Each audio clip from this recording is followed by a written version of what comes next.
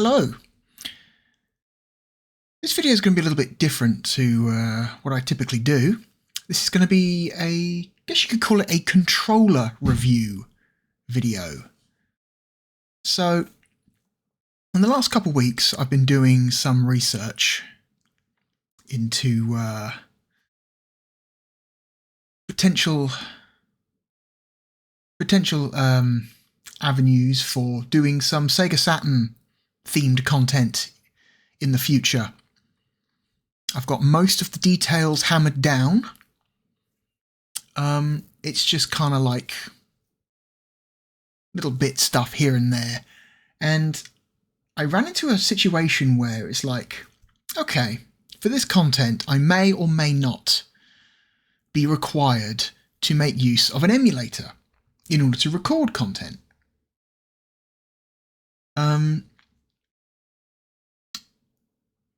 And so I thought to myself, if I have to play Sega Saturn games on an emulator, how the hell am I going to do that? Because if you're anything like me, if you play games on an emulator relatively frequently, what kind of controller do you use? Chances are you use something that's not entirely unlike something like this. Very standard, like Xbox style or PlayStation style controller with 4 face buttons, 4 shoulder buttons, and 2 analog sticks, right? And a optional D-pad. Now, for the majority of games that have come out since, shall we say, 2001, that's perfectly fine, perfectly acceptable. Vast majority of games control just fine with one of those controllers since then.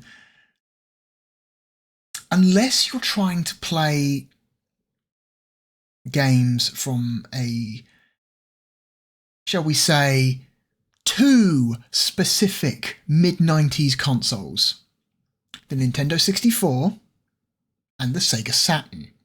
Now, not interested in solutions for Nintendo 64 games. They do exist. We're not talking about them. We're talking about how you would comfortably control Sega Saturn games on that kind of USB controller. And the truth is, you can't. Sega Saturn pads have... Hang on, let me get one. There's one right here. Here it is. Sega Saturn pads have 6 face buttons, right? So, modern controllers, 4 face buttons, so what would you typically do? You might think, okay, I'll map the 2 extra face buttons to the bumpers, but then you've got bumpers up here. So do you map the bumpers to the triggers, or do you map the 2 extra face buttons to the triggers and keep the bumpers where they are? It ends up, and depending on the game that you are playing, your results may vary. Some games don't rely on all 6 face buttons, so that's not really an issue for those games, but some games use everything on the damn controller, and depending on what those button functions are, it doesn't feel good, it's uncomfortable. You have to kind of like reprogram your brain into like remembering, like, oh, okay, okay, the strafe buttons are got to be here, so it's complicated, you know. So I thought to myself, why not just get a Sega Saturn style controller for my PC? They must exist. Surely they must exist. There must be people out there making 6-button gamepads for the PC. They have to exist. And yeah, there's actually a decent number of options over the years. Whoa, this NVIDIA broadcast AI filter is doing a terrible job of recognizing my drink. I don't like NVIDIA broadcast. It's like neat, as long as you don't do anything. If you're just sitting here, it's fine. If you do anything other than just sit in a chair and look at a camera, it struggles. And it's like, I want to do different things. I want to reach over here, for example. Reach behind me. And sure enough, my arm should start disappearing. Oh, see? My arm starts disappearing. It's not a good solution. I've been experimenting with green screens. In fact, the last couple videos I put up, I am in fact using a green screen. I'm not using NVIDIA Broadcast, so. But the problem with green screens, they're kind of annoying. You got to set them up, then you got to take them down again, then you got to make sure the lighting is correct. So the oh my god, I'm missing my fingers. Bring my fingers back. Gross. Then you got to make sure your lighting's correct, so the green color is more uniform. You know, so the color key displays correctly. When they're set up correctly and you've got good lighting, green screens are still a much better option, but I don't always have the best lighting. And I don't always want to have to go through the hassle of setting up the fucking green screen. So we're just going to make do with an imperfect solution today. We're going to make do with NVIDIA Broadcast. I'm sorry about that. Anyway, I have with me 3 solutions that I have acquired. Solution number 1 is the 8-bit dough. I'm going to talk about 8-bit dough for a second. 8-bit dough seems to have carved out a significant chunk of the retro controller market, or retro themed controller market. You know, if you buy a new quote unquote retro controller, 9 out of 10 chance it's going to be made by 8-bit dough. They seem to have really taken command of this entire niche of gaming hardware. All right, so anyway, the first one I got is, drag this over here, the 8-bit dough M30 Wired Controller for Xbox and PC. As you can see, it's not a Sega Saturn pad, but it is very, very, very similar to a Sega Saturn pad. However, there is, I was doing that thing with my drink again. Fucking NVIDIA Broadcast sucks. God.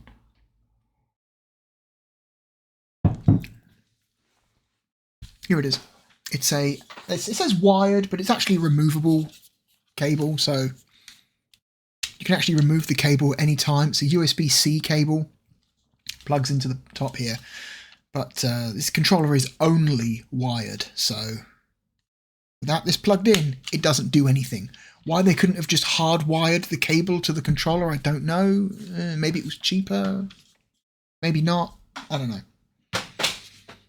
I'm sure you can buy wireless versions of this controller as well, where the cable is just used for, is optional and used for charging, but this is not the version I have. So yeah, it's nice. It's got the plastic, the quality of the plastic is very nice. It's very high quality plastic. It's, the buttons feel good. Nice and clicky and clacky. It's fully Xbox compliant, which means it can replicate the inputs of a full Xbox controller. So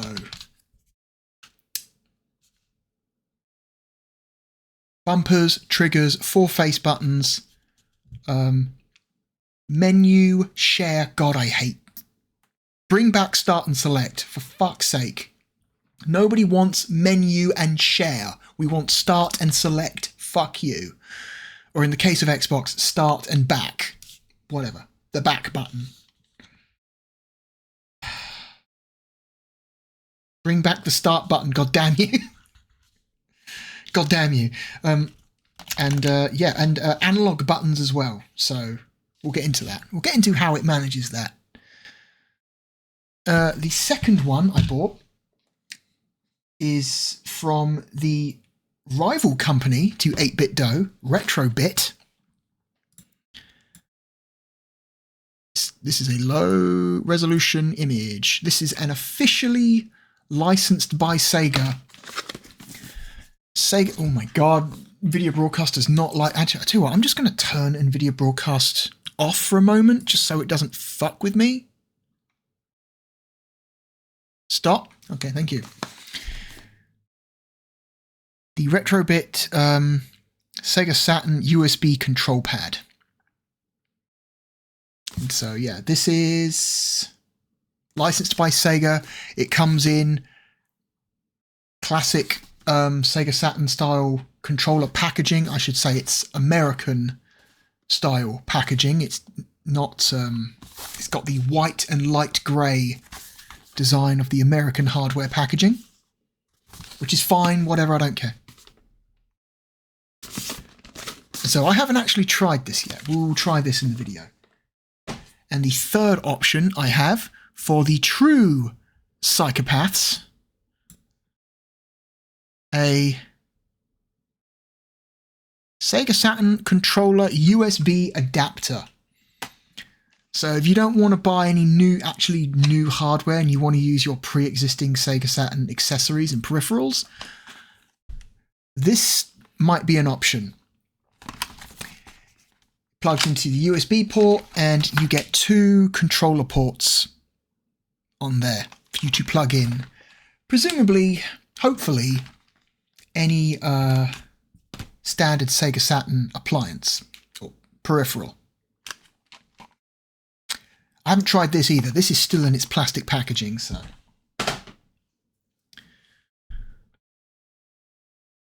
Here we go. So first of all, let's do the Xbox 8-bit DOE controller first, shall we? So let's do this. Hang on a moment.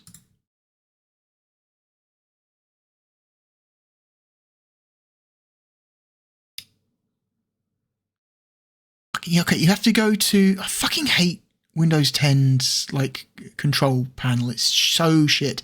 You open the control panel, you go to accessories, then you go to the top right hand corner and you click devices and printers to open up the secondary like Windows 7 style control panel. It's like, fucking Christ. And you double click on the control. You have to go through so many steps just to get to the goddamn thing you want to see. Terrible, terrible, terrible, terrible. Okay, right click, settings, advanced. Nope, properties. There we go. This is what I want to see.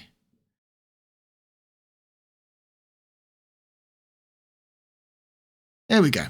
We'll just zoom in on that, shall we? So here we go. This one? Oh, I've got to focus on the thing for it to even see it. That's dumb. So yeah.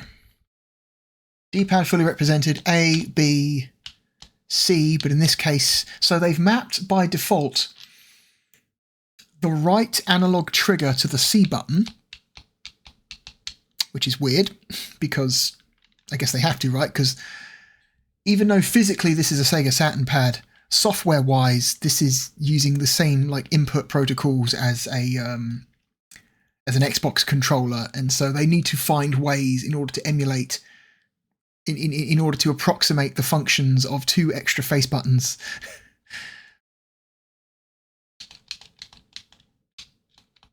For a controller protocol that doesn't have 2 extra face buttons, so in this case they've mapped where the C button would go to the right trigger. X, Y, Z. Okay, so they've mapped where the Z button would be to the right bumper. So right trigger, right bumper.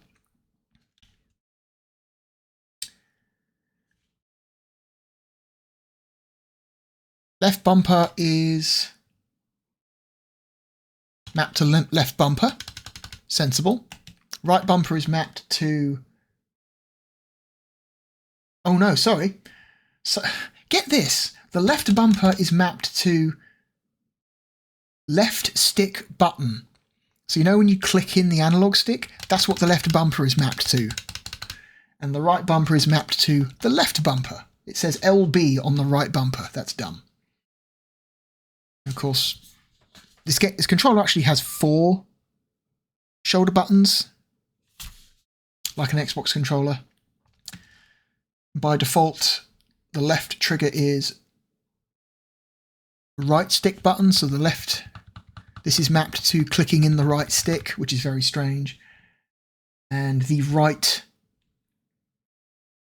trigger is mapped to the left trigger, as you can see on the Z-axis there. It's very strange. It's a very strange workaround they've come up with. It's very... So in theory, you could use this to control, I believe it's Xbox One, like not even Xbox Series. So you couldn't use this on an Xbox Series.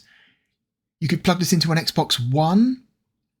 And I guess theoretically, an Xbox Series, do the Xbox Series consoles support Xbox One peripherals? I don't know. I have no idea. I haven't owned an Xbox since the Xbox 360, so like I don't know what their hardware situation is like. Do they have backwards compatibility for old peripherals? Like honestly, they fucking should. And then you've got your menu and share buttons here. There's also this tiny little button in the middle. I don't know what that's for. It's basically, the logo on the button is like an open-topped box with an arrow pointing up out of the box, and I don't know what that's for. Is that an Xbox specific thing? It must be. And also, because it's an Xbox peripheral, it's got the guide button that on a PC opens up Steam. So, like normal. And also you've got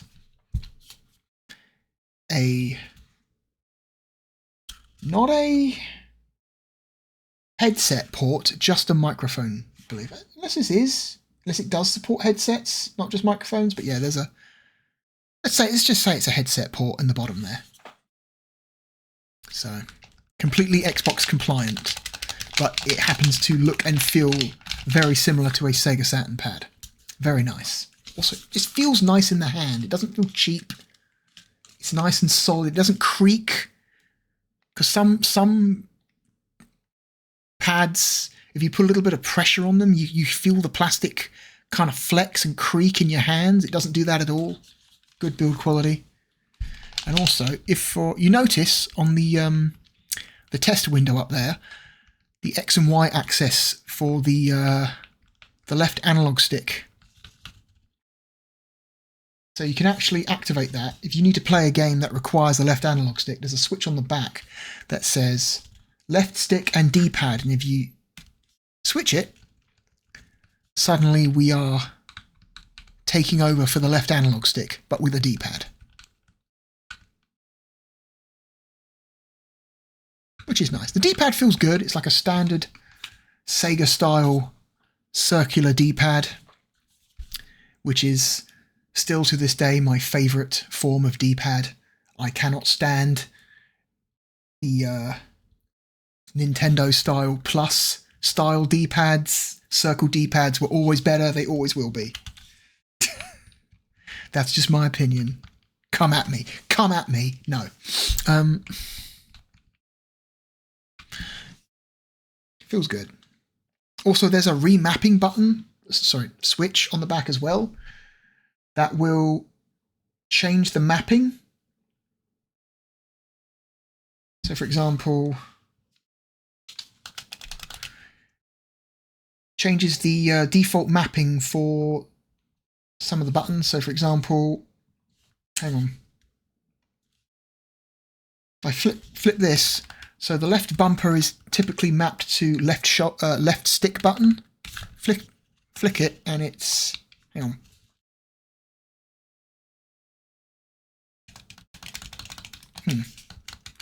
Now it's still got the same input. So what changes?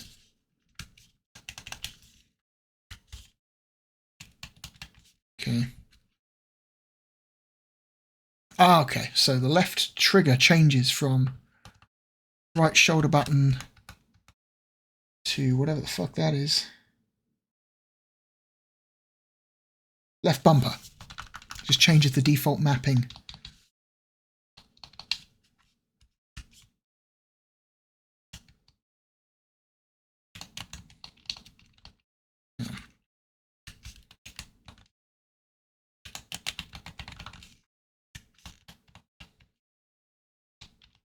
Very strange. So if you happen to play a game that requires slightly alternate button mapping, you've got that option. Okay. So we're done here. Close that. Let's plug in a different one. Unplug that one. Let's unpack. Let's turn NVIDIA Broadcast back on for now. There we go.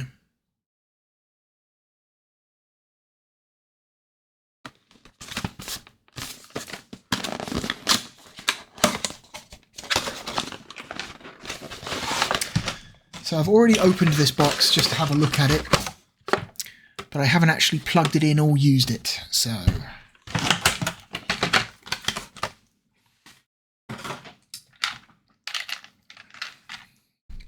Open this up. So this is the Retrobit Sega Saturn USB Controller.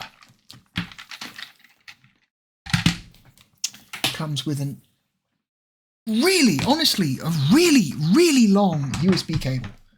This has got to be this is longer than me. Hang on. Yeah, this is like an 8-foot long USB cable. What the fuck? This is really long. It's nice.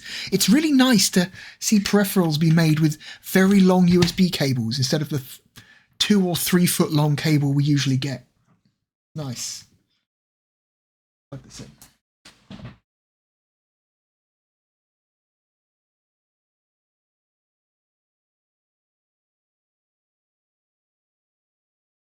Okay, it has appeared on the control panel as USB gamepad.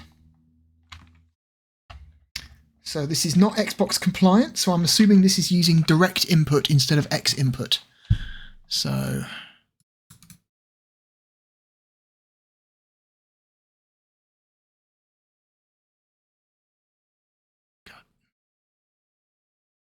why is it selected the wrong goddamn...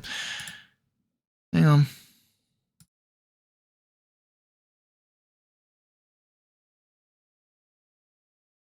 No, you fuck. Add properties. There we go. I just want you to select the goddamn right one, please.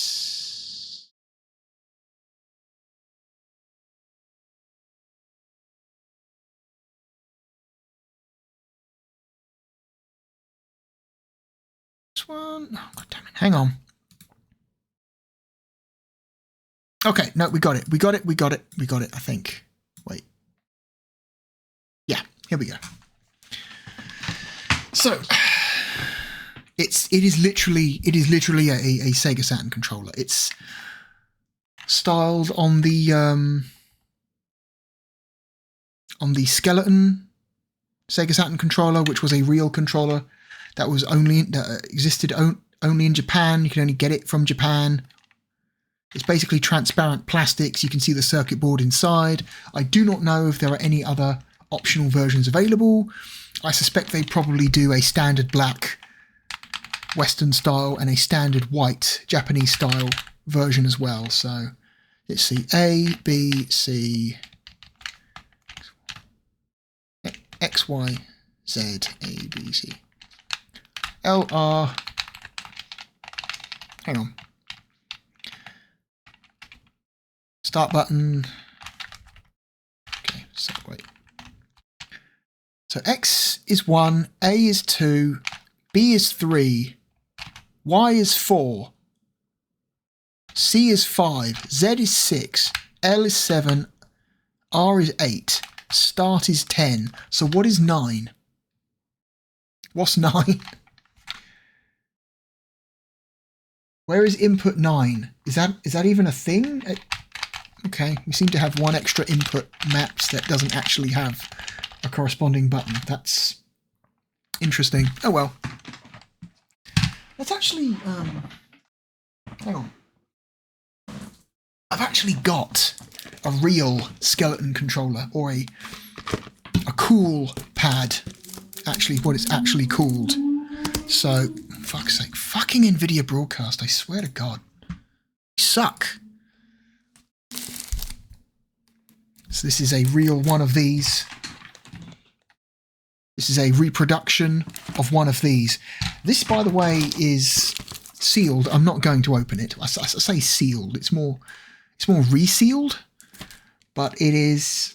So it is secondhand, but it is in such fantastically good condition, and the resealing job on this is like so perfect.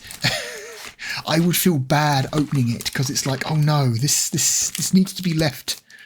If I don't need to use it, there's no reason for me to open it, so I'm just going to leave it in the box. But yeah, this is an original transparent cool pad, aka skeleton pad. So also let's get a size comparison here with a real controller. Okay. So, Retrobit original. They are basically the same size. They are the same size. They are identical. For some reason in my mind, when I held this earlier, I imagined this to be like fractionally bigger than an original controller. But no, it is an original. It is the exact same dimensions. It's not fractionally bigger. It's the same dimensions. I don't know if I like the feeling of these shoulder buttons. They don't feel quite right to me. Hang on. Yeah. Can you hear that?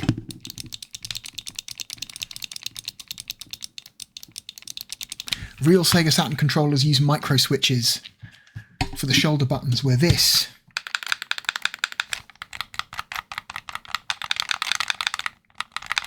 that's got to be a resistance pad, probably similar to the how the buttons are used. Most face buttons and controllers use some variation of like a resistive touch pad. Hang on, you can actually see. No, that because it's transparent, you can actually see the circuit board inside. So I can just look. No, that does.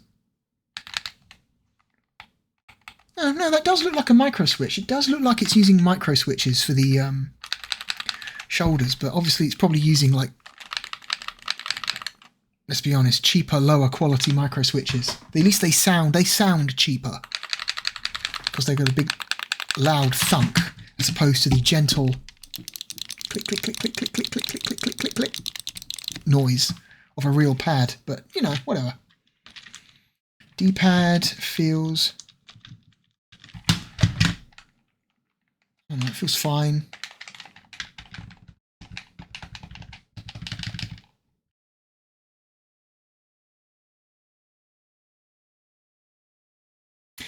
It's very cute that on the plastic molding for this pad, they have included the CD player controls for the Sega Saturn BIOS. So if you put a CD in the Sega Saturn and played it, you could actually use different buttons on the controller as like shortcuts for various CD player functions. So you've got pause and play mapped to the Z button, stop mapped to the Y button,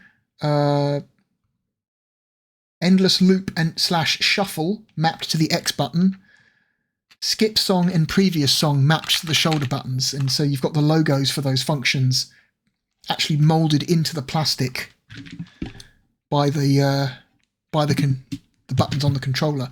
So it's cute that they have actually included. You can't see them. This camera's not that good, but I don't know. Maybe you could. Maybe with a proper. No, not really. Oh, hang on. No, you can't really. Not really. But yeah, they've molded them. They've still got them on the in the plastic of the controller, even though they are completely pointless in this iteration of the controller. So whatever.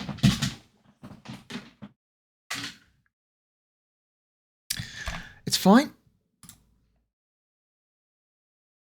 Okay. Okay. This seems nice. It's not quite, hasn't quite got the compatibility and functionality of the Xbox One, but you know, you want to play some games on an emulator, you can't really do much, you know. This seems perfectly good. This seems fine. I would argue that the standard Sega Saturn controller is the pinnacle of pre-analog stick controller design. If you're playing an old game, or even a new game, that does not necessarily require an analog stick to play, I doubt you could find anything more functional than a Sega Saturn pad.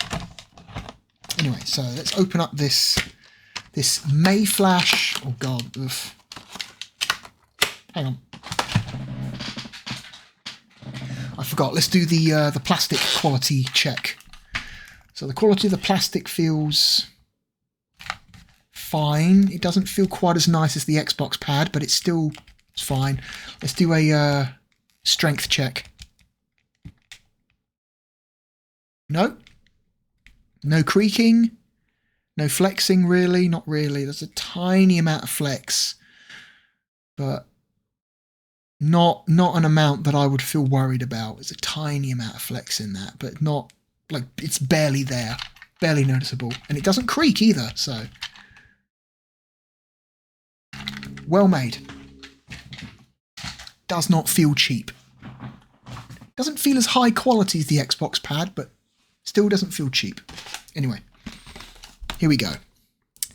The MayFlash SS Controller Adapter for PC USB. This has got some interesting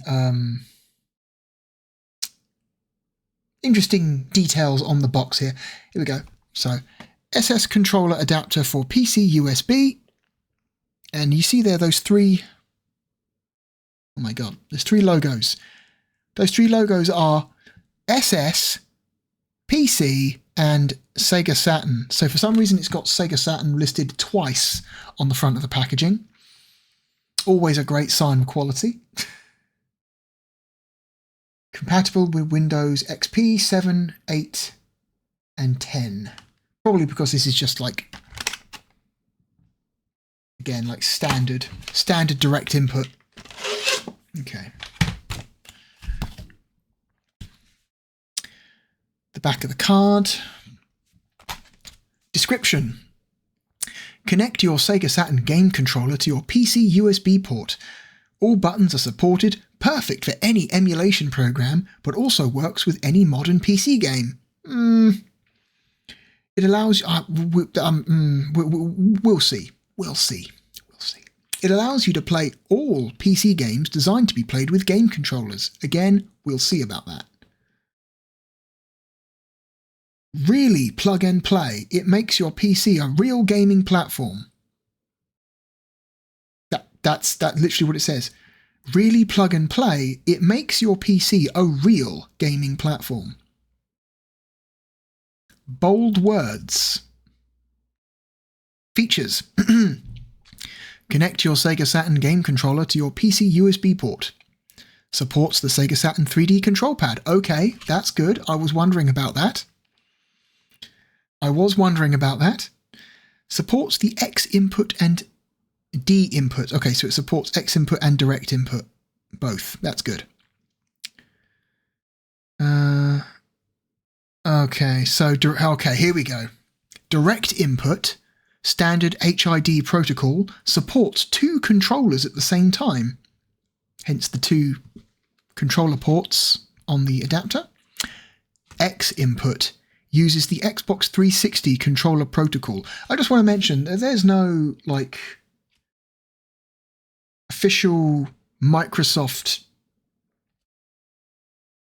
association anywhere on this packaging. I don't think they have actually licensed that protocol from Microsoft. I think this might be just a yeah, this is not officially licensed by Microsoft. So if it's using the Xbox 360 controller protocol, they are not paying Microsoft for it. Supports only 1 controller per input adapter. So yeah, if you want to use 2 controllers at the same time, you need to make sure this is set to direct input and not X input.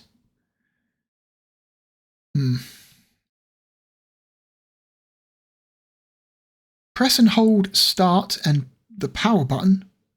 Sorry, no. Press and hold start and button A for 3 seconds. The D-pad can be turned to XY analog mode. Okay, that's interesting. Start and A held for 3 seconds will switch that. That's a neat way to handle that. Compatible with Windows XP 7, 8, 10, 32 and 64-bit. And on the bottom there, we've got a button input map. So it tells you, depending on what input mode you're set to, what the buttons on the controller will map to.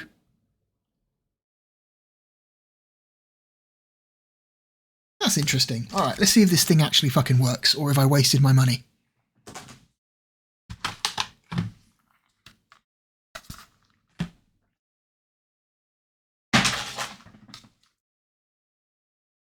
It says SS Controller Adapter for PC USB on the box itself.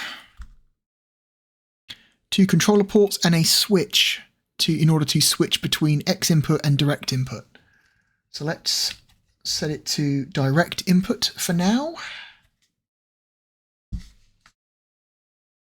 Actually, we'll try both. Hang on. Surprisingly solid feeling. I was expecting this to be, of the 3, the cheapest feeling, but no, this is, I don't know, like it's fine. It doesn't feel cheaply made.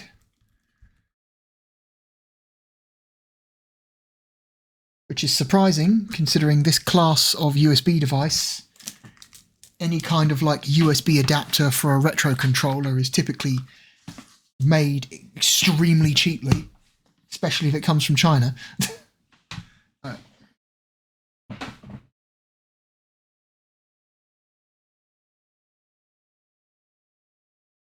Okay. All right, it is shown up in the control panel as SS Controller Adapter.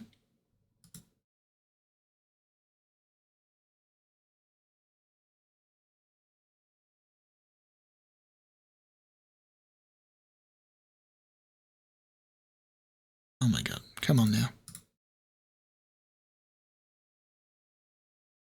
Ugh. Please focus on the correct. There we go. Alright, so presumably, let's take our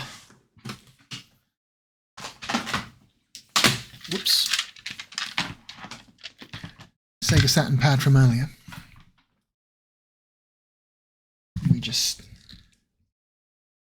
I'm noticing a weird amount of oxidization building up on my Saturn controller plugs. You can see if you stare at the metal looks very tarnished.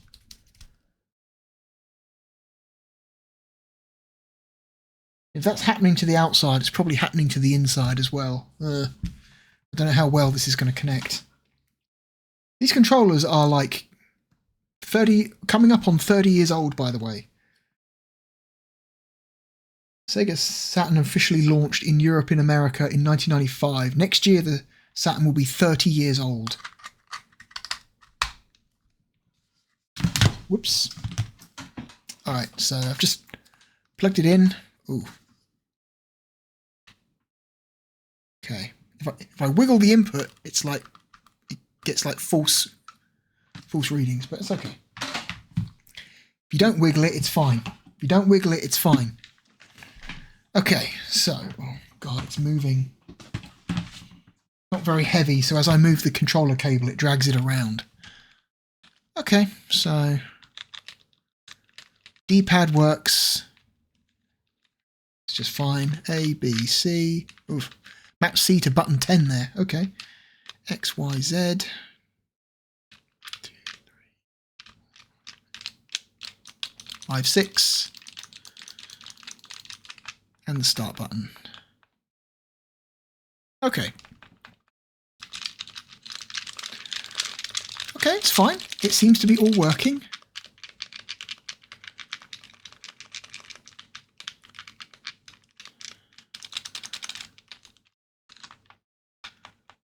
Start button's a bit weird. That might just be the controller though.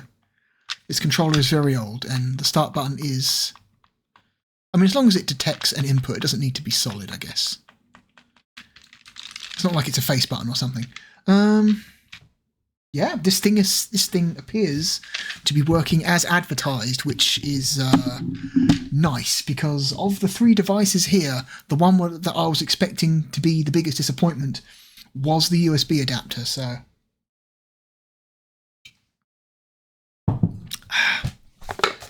Good. Put that cardboard box made way more noise than I expected it to. So let's connect 2 controllers at the same time and see how that maps. I have here a standard Sega Saturn 3D pad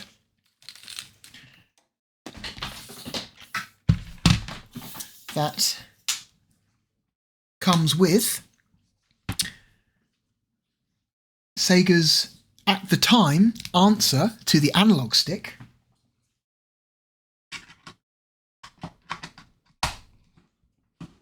Okay. It's currently set to D-pad mode. So, did both? Wait. Oh. That's a problem.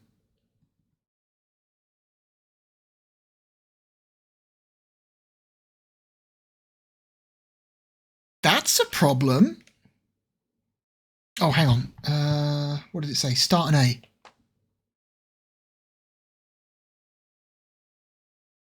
Right. Start an A. Hold start an A for 3 seconds to switch to XY mode.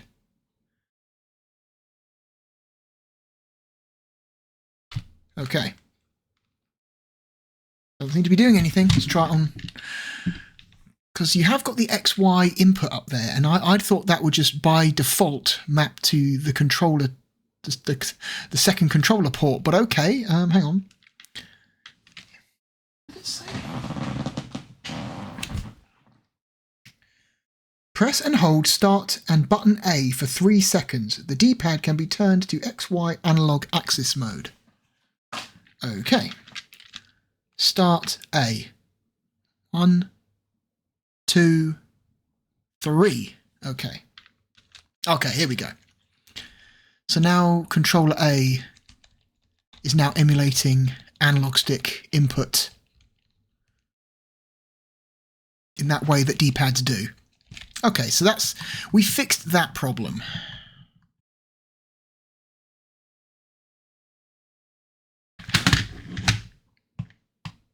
One, 2, 3. No, doesn't do it for controller 2. Let me switch the controllers.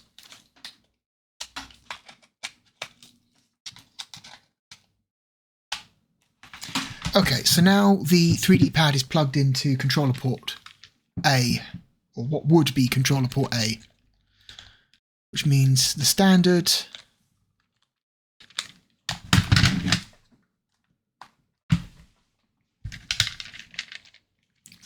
pad is now plugged into controller port B, So that now has the hat mapping to 1, 2, 10, 3, 4, 9, 8, 5, 6. There aren't enough buttons here. There aren't enough buttons here for 2 controllers of input. Okay, so start A. 1, 2, 3. No. Oh.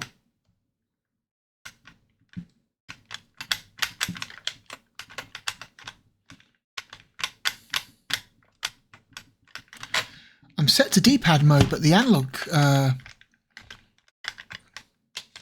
not going to call it an analog stick, because it's not an analog stick. It's like an analog ball joint or something. It's literally a ball joint with like a flat spot on the top of it that you can move your thumb around on. It seems to be doing something.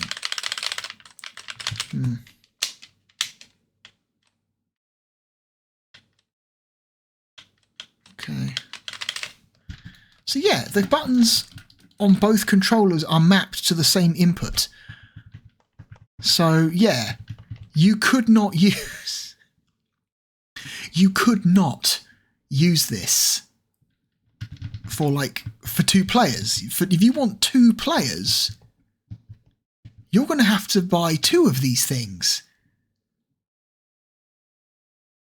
The second controller port is pointless. The second controller port is completely pointless because if both controllers are mapped to the exact same input, yeah, button A on controller 1 is input 1, button A on controller 2 is input is button 1. Like, what the? This is pointless. What's the point of having a second controller port if they have the same fucking inputs? Like, no. Oh, let me double check. No, it's literally just the one. It's just the one device on the control panel. There's no secondary device. No.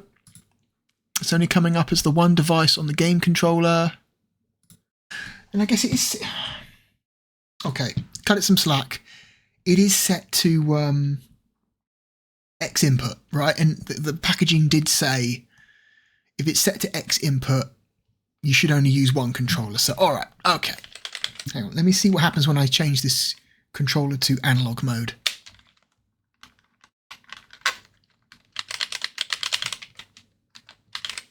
Oh, sorry. Got to focus the window for it to do anything, which is dumb. Okay, yeah, so switching it to analog mode turns on the analog stick, which does appear to be working correctly. Oof, might need to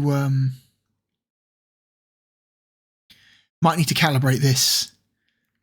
Like, it's literally going in a circle when really in reality, if you're holding all the way down to the bottom right, you want it to be in the bottom right corner of that box.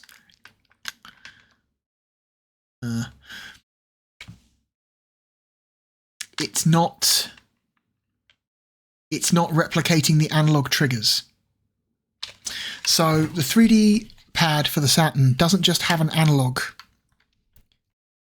stick. We'll call it analog stick for simplicity. Analog pad, analog stick, analog ball joint, whatever you want to call it. It also has progressive analog triggers, which are not being properly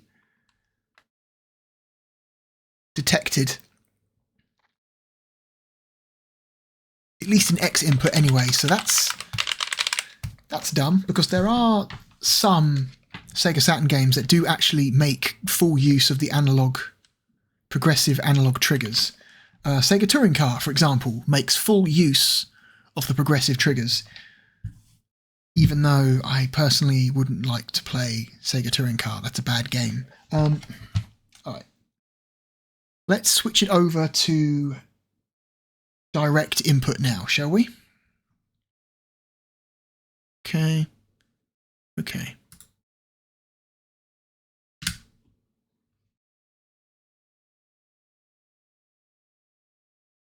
Okay, the control panel has updated and the listing has changed to SS Controller Adapter D input. Its settings, okay, yeah, and as you can see, it now has two separate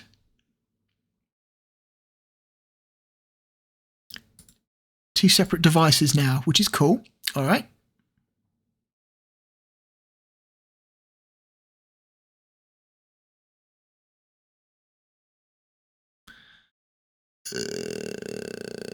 There we go.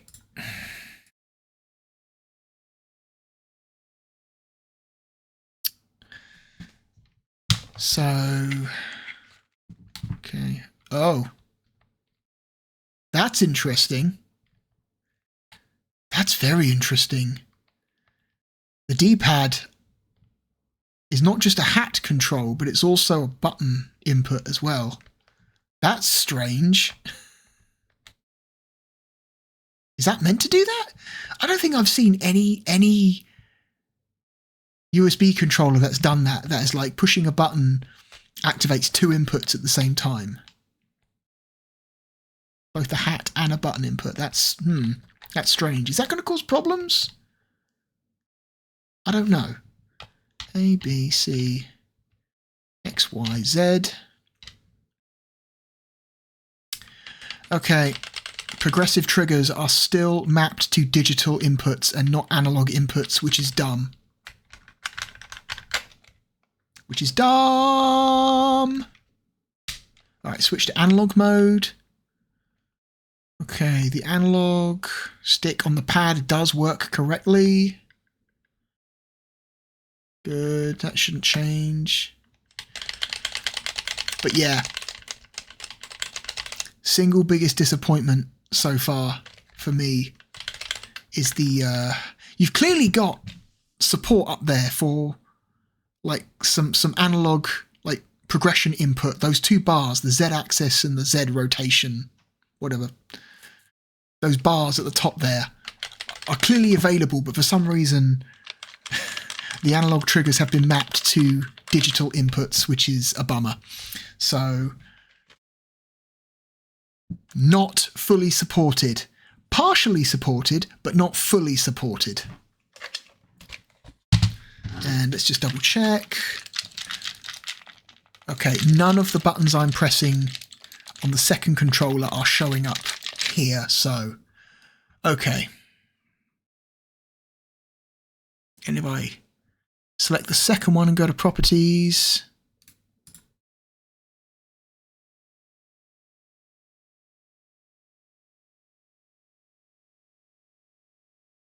oh my god, come on. Okay. Okay, now it does. Now it does. It's still doing that thing though, where it's like the D-pad is activating both the hat control and button inputs at the same time.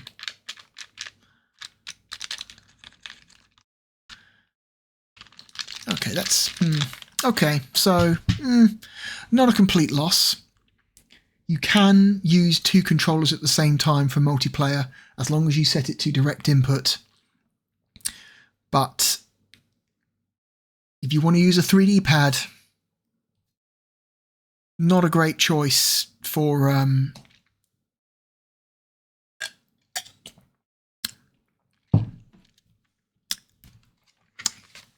playing games if you want full analog trigger support, unfortunately. So you won't be able to play Sega Touring Car as it was fully intended. Oh no, what a shame. Is Sega Touring Car the only racing game that makes full use of the progressive triggers? I think it might be. I think it might be. Unless Sega Rally Plus, the Japan-only upgraded version of Sega Rally, that includes full support for the 3D pad, unless that also makes use of the analog triggers. I do not remember if it does or not. It's possible. Anyway.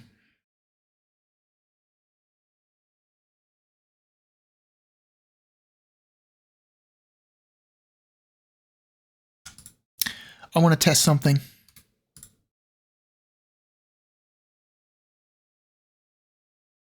So,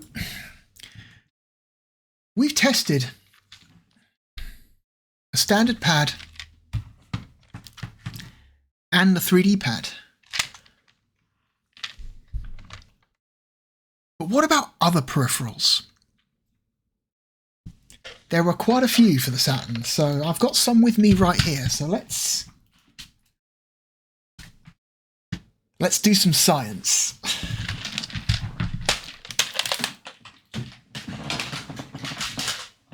So, you may have caught glimpses of it in the background there, but what if I were to hook up the arcade racer wheel? Okay. This thing is dusty. It's been sitting on a shelf for like 3 years, unused, sad and alone.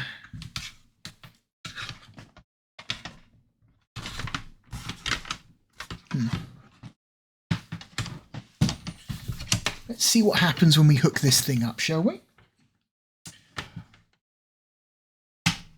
Right, I'm going to leave it plugged into D input for now. Okay. Hang on. Oh, hello.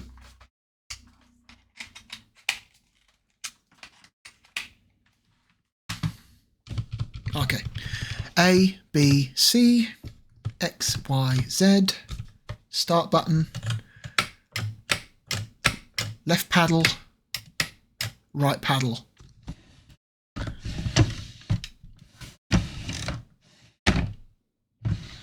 Turning the wheel.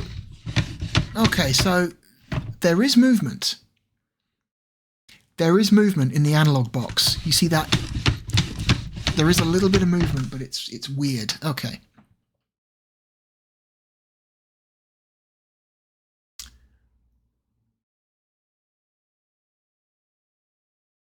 Let's try calibrating. Hang on.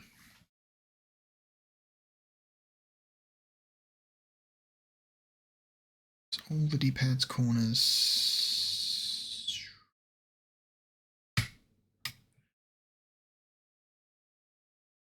Okay.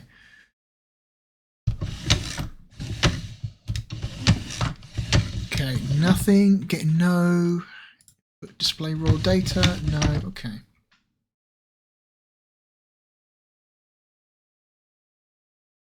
Let's move this out of the way so you can actually see something, shall we? Okay, let's say next. Nothing. Can't see anything. No movement. No movement whatsoever on the wheel.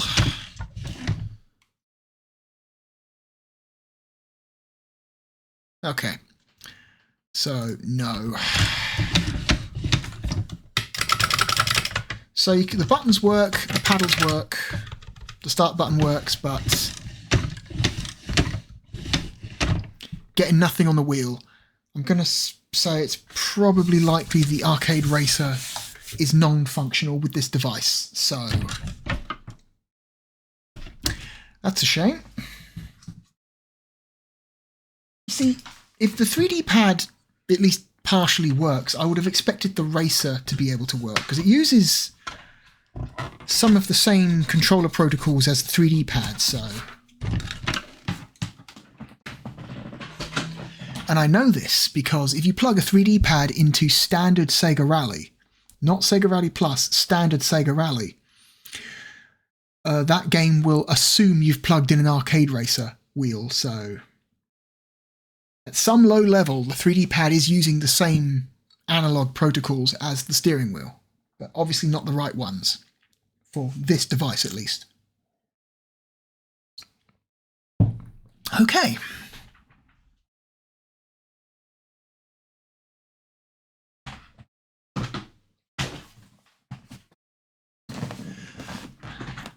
let's try a mission stick. Sorry, but this box is a little bit tatty. I apologise, but it's not my fault. The box, I got this box in this condition. Oh God, it smells like dust in here.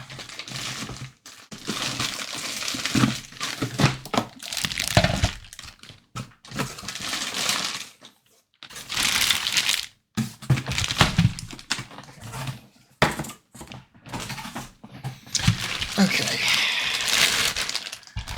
The mission stick was Sega's official analog flight stick controller.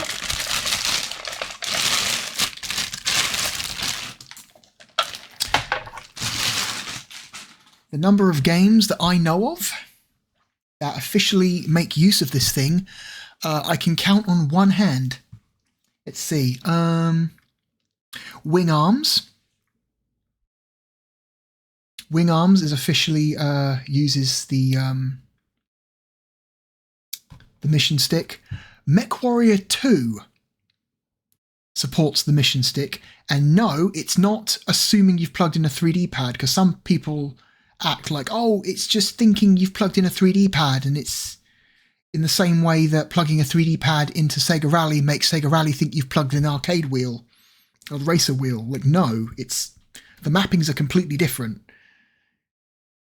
It is native mission stick support in MechWarrior 2, and also Afterburner 2 and Space Harrier on the Sega Ages Volume 1 collection also natively support the mission stick. I have a video on my channel of me playing Afterburner 2 with the mission stick. It's a very old video. Very old video. It's got to be, holy shit, that's got to be like 13, 14 years old now? That's an old video. That's got to be like a 2000... That's a 2009, 2010 video. That's got to be... That's before I moved out of my parents' house. If you watch that video, you can get like a very, very small glimpse of my old room.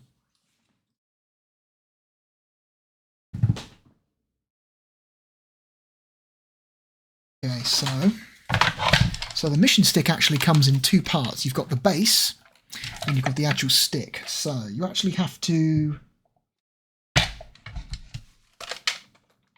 So it's actually it's comes with a right-handed or left-handed orientation. You can actually have it either way.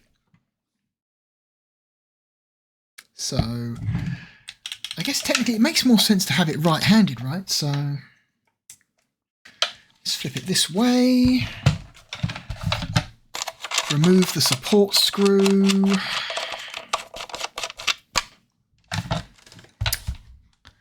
Hang on. Where's the input? There it is. Main control. So is that like there's a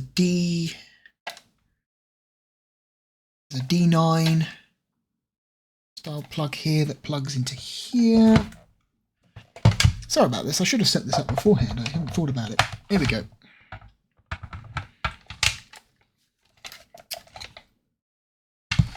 Hang on, make sure I've got this in the right orientation. Like this. Okay. Plug that in. And that should just, yep, snap down, bang. We have a mission stick. Right hand orientation mission stick. You can, there are two plugs on the bottom of this, so you can buy two mission sticks, take the stick part from both mission sticks and plug them into a single base unit, because there's a second plug there. Take the stick part of two mission sticks to form a twin mission stick or a dual mission stick. I do not know of a single game that makes use of a dual mission stick. And before you say Virtual On, no, it doesn't. People have tested it. If you want to use sticks with Virtual On, you've got to buy a proper twin stick controller. Dual mission stick does not work. All right. Make sure I've got all the turbo settings turned off. I've got a feeling this is probably just going to use the exact same analog protocols as the 3D pad. So this, hopefully, this should just work the same as a 3D pad. Okay. Oh, okay, something's...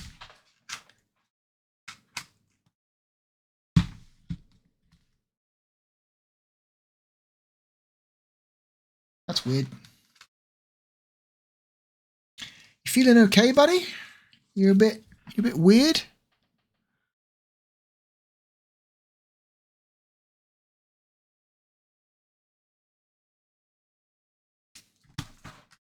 Might be the controllers again. These controllers are old. Okay. Oh, I've got to, hang on, focus. Oh, fucking crap. Yeah, something is not right there. It's freaking the fuck out.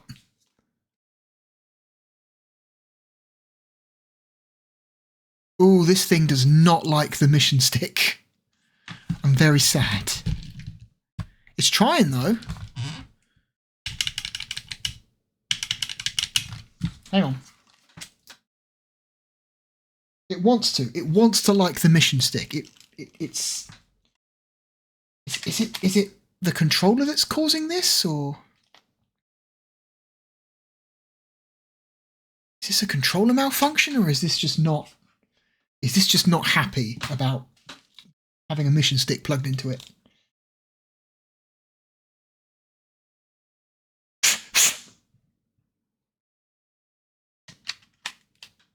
No, it's doing the same thing every time. Let's try the second controller port. Hang on.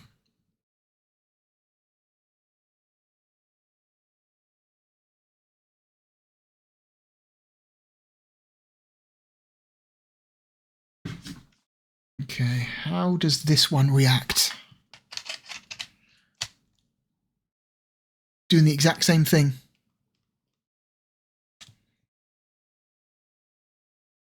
Nope, as soon as I plug it in, it starts losing its mind. Okay, there's something about the mission stick, or at least this mission stick, that is causing problems. I do not know. I'm hoping it's not a problem with the controller, because I like my mission stick. I haven't used it that often. I would like it to at least, if I tilt the stick all the way to the top right, you can see in the axis box, you can see sometimes the crosshair goes to the top right, and if I move it to center, it doesn't do it anymore. Bottom right, bottom left, top left. It's trying. It's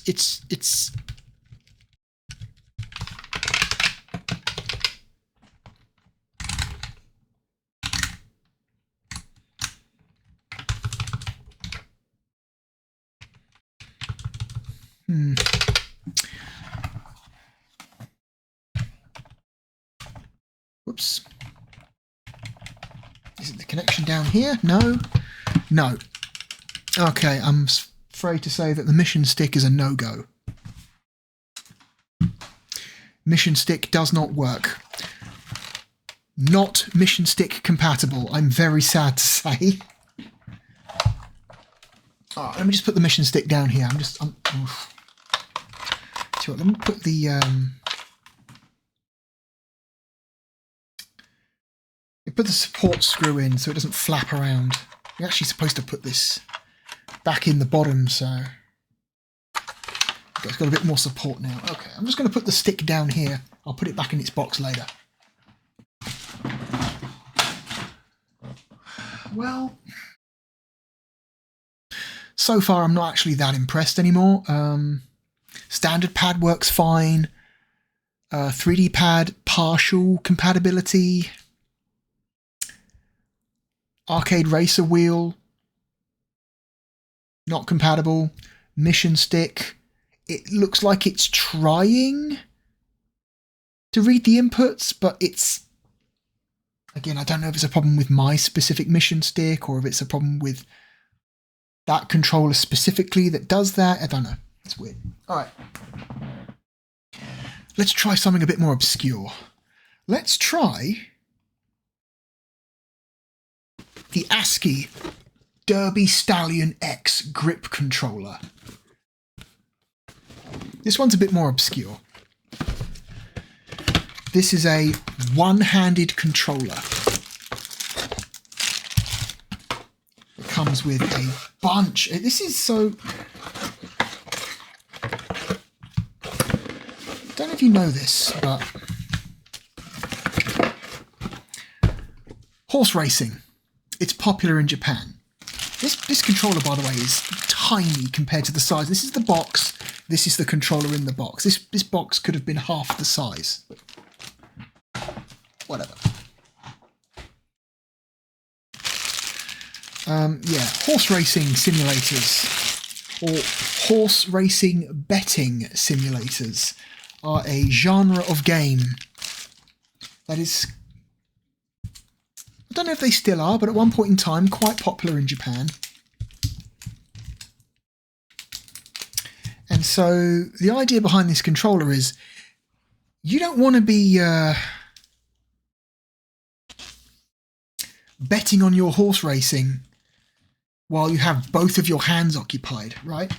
You want to have one hand on the controller and one hand on like a notepad making notes, you know, like statistics and records and the way that gamblers do, right? They think they can beat the system if they take enough like statistics down of how a certain horse performs. And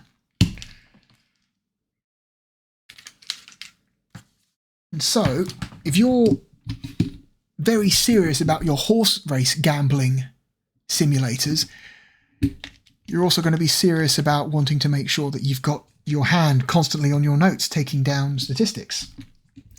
So they came up with this, the Grip X, which is a one-handed controller. It looks a little bit, it reminds me, think of it as like a Wii nunchuck. Remember the nunchuck for the Wii? That little secondary analog stick thing that you could hold on to separate to the Wii Remote. It's very similar to that, but chunkier, and it's got more buttons on it. So you've got the D-pad. X, Y, and Z are mapped to the grey buttons up the top. L and R shoulder buttons are mapped to those red arrow-shaped buttons in the middle. The start button is at the bottom. And those two green buttons, by the way, are both A. They're both A. Then you've got B and C mapped to the trigger buttons on the back, which I'm sure makes perfect sense for the people who played these horse racing simulator games. I've got a feeling this is just literally going to work exactly the same as a standard Sega Saturn pad, because there's no reason why it shouldn't. It shouldn't use any different protocol to a standard pad, so let's try this. D-pad, yep, standard D-pad, A, B, C, X, Y, Z, L, R, start, yep. The one-handed controller works just fine. I mean, if I was to get a second one of these, I could play two-player shmups. I could play two-player mode on shmups all by myself. I could be player 1 and player 2. I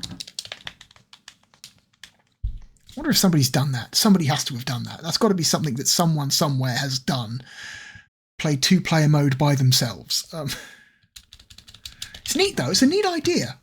It's, to me, this makes more sense as like an accessibility option. There are a lot of people out there in the world who are, for one reason or another, have lost the use of one of their hands or even lost their hand completely. And a controller like this means you can, theoretically at least, still play still play, you know, still play games. Obviously, that's going to be a game by game, you know, situation. Obviously, some games are going to require you to hit certain buttons at the same time, which you might not be able to with one hand. But hey, it's a neat idea. I wish these things existed for other consoles. I'm sure they do, but we just don't hear about them because no one in the West gives a fuck about horse racing simulators. Anyway. What next?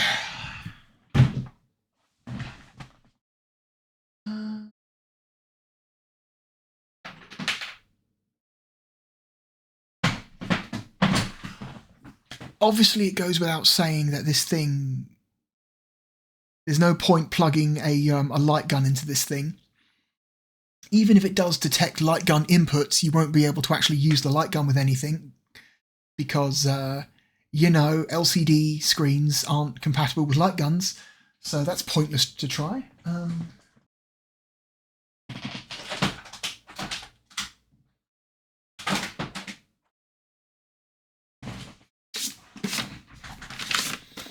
All right.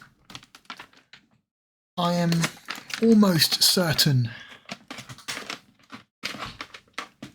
that this thing is just going to use the exact same controller protocol as a standard pad, just like the Grip X. But let's try the Virtua stick.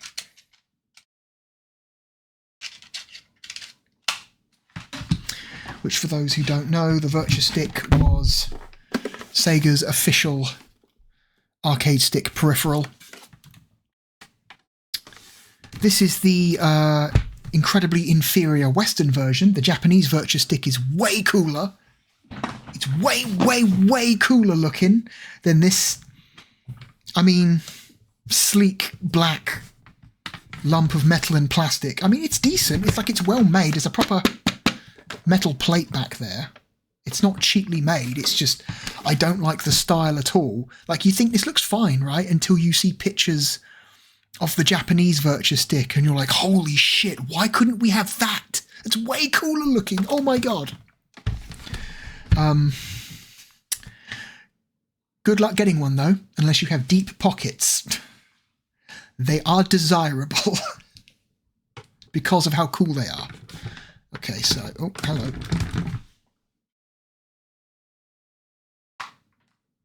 All right.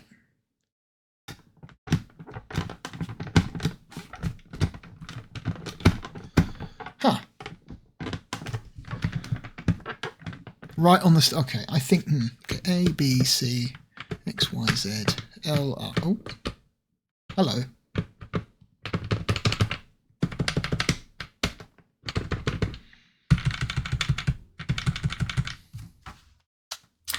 Is this a problem with the plug, or is this a problem with the peripheral? I hope it's not a problem with the peripheral. Many of these peripherals I haven't actually tried in at least a couple of years, so it's possible that some of these might be... They might need a little bit of maintenance at some point. But,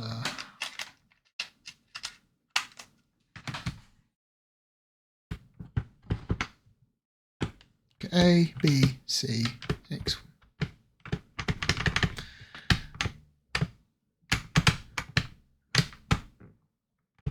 Okay, X is working now. X, Y, Z, L, L, R. There we go. L, R, L, R. Okay, it's coming back to life. It just needed a little bit of encouragement, that's all. Down, up, left, right. Okay. I was worried there for a second. I thought my Virtua stick might be dying. No, it just needed to be woken up a bit. I suspect it was probably some, like I mentioned earlier, some oxidization on the plug. So, that seems fine.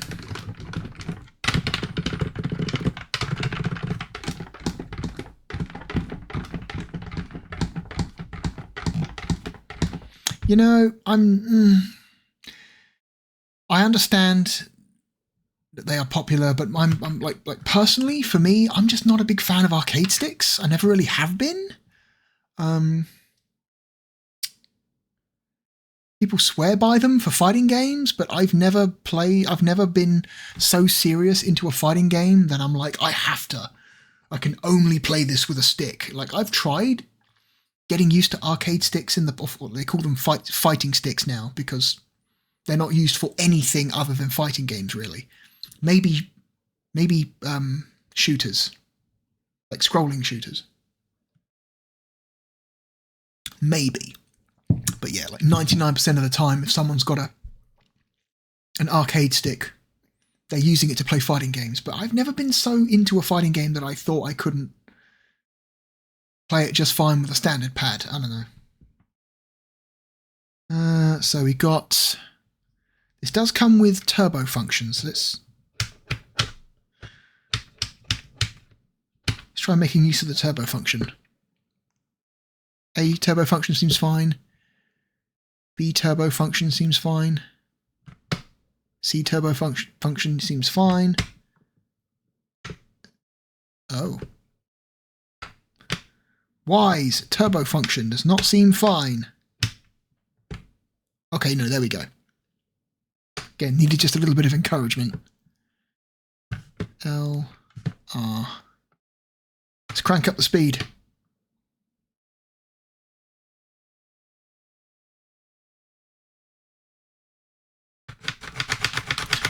Okay, so there's a slider up here that's meant to like dictate the speed of the turbo function, and it doesn't seem to actually be doing anything different.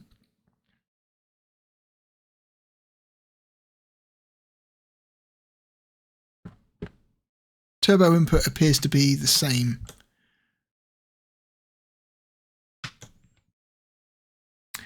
Yeah, I bet a lot of the contacts inside this stick have just corroded or oxidized or whatever, so they're not working correctly, really.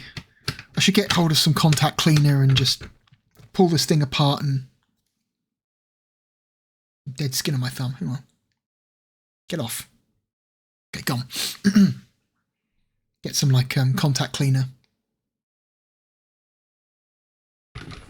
Like, it's working, but I feel like it's... Sometimes it doesn't detect inputs. I think that might be just down to its age. Alright.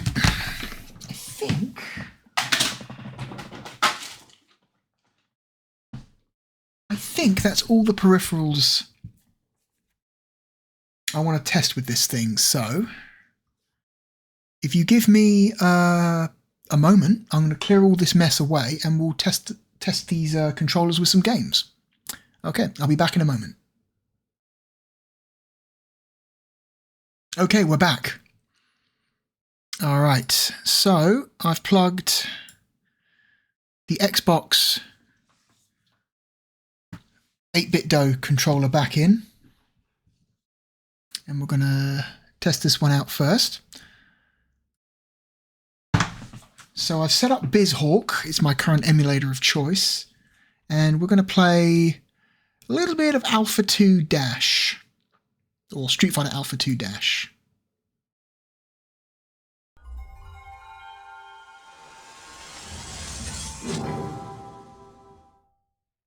I like BizHawk. It's a good multi-platform emulator that it does the thing that I like emulators to do, in that it replicates actual hardware performance. So if a game runs like shit on actual hardware, it'll run like shit on BizHawk. When it comes to playing old games, I'm a purist. I'm a real purist. I know some people, they like an emulator to like brute force like a good frame rate if possible. That's one of the strengths of an emulator. It can force a game to run at a perfect frame rate where the original hardware could not. But for the sake of accuracy, I like my old games to run just like how they used to run, which is why BizHawk for many people is the emulator of choice for speedrunning if they can't get a hold of actual hardware.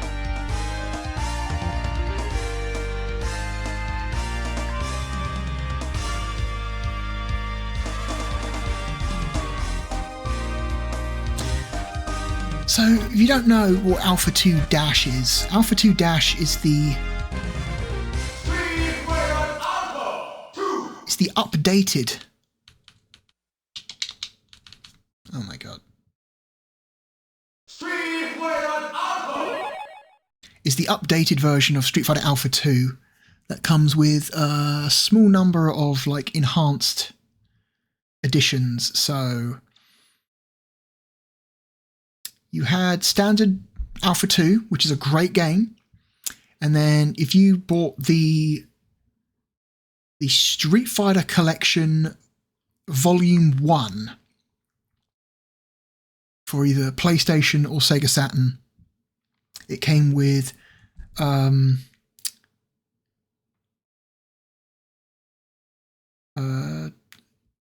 Super Street Fighter 2, Super Turbo, and Alpha 2 Dash, also known as Alpha 2 Gold in America and 02 Dash in Japan. So it's got 3 different names. All right.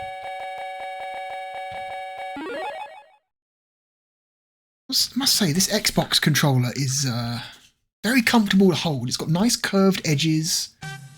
It's not poking me anywhere. D-pad feels good.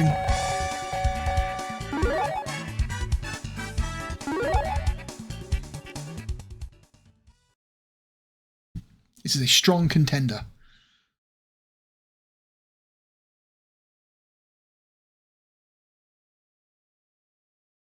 I've already done the appropriate controller mappings. Alright, let's see how this goes. This is just training mode, so... Recording mode, normal mode... Okay. Round 1, fight! Now, menu, character change, action. So... He's not going to fight back, but you can make him do certain things to,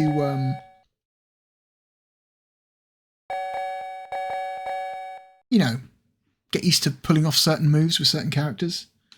Okay, let's just see how this feels. Okay, that's good.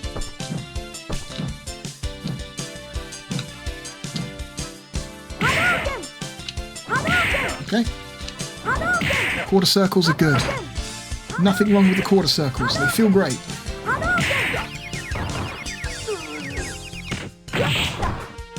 Okay. Again, quarter circles are just fine.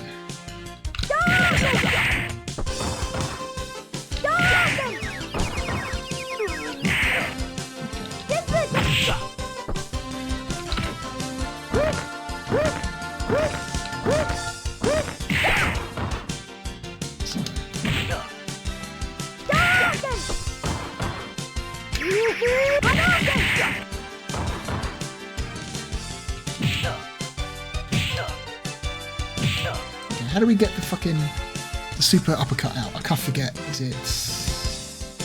It's not double quarter circle, so is it standard? That's a standard uppercut.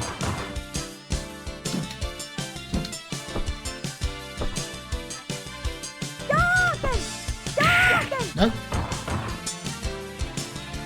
I forget. I forget how to do the super uppercut. Damn.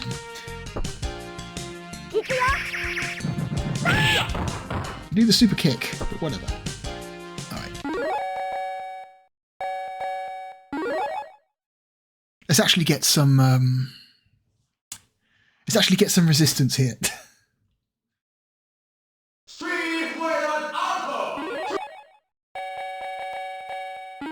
Cade. Sakura is my character of choice for all 3 alpha games.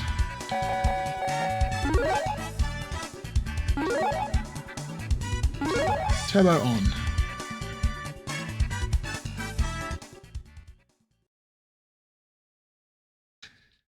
do a single round with this controller, then we'll switch to the Retrobit Sega Saturn pad, and then we'll try using the USB adapter.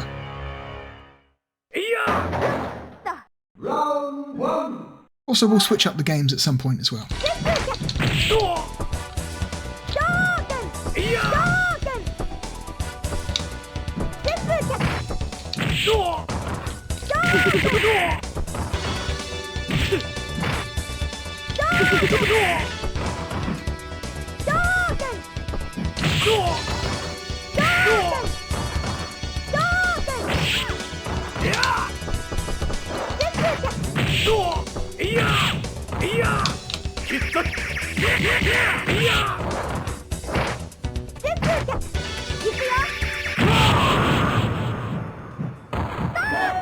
He died before I could finish him.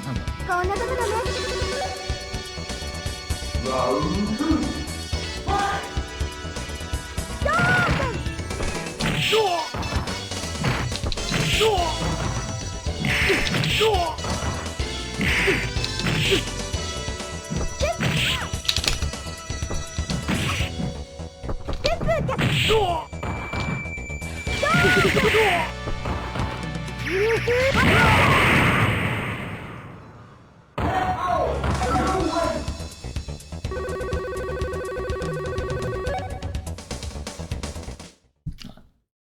Yeah, it feels fine. This feels great.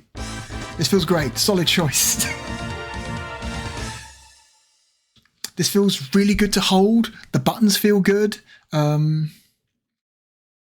man, this is a fantastic choice. No complaints whatsoever. This feels good. All right, I'm going to pause, and then I'm going to switch over to a different controller.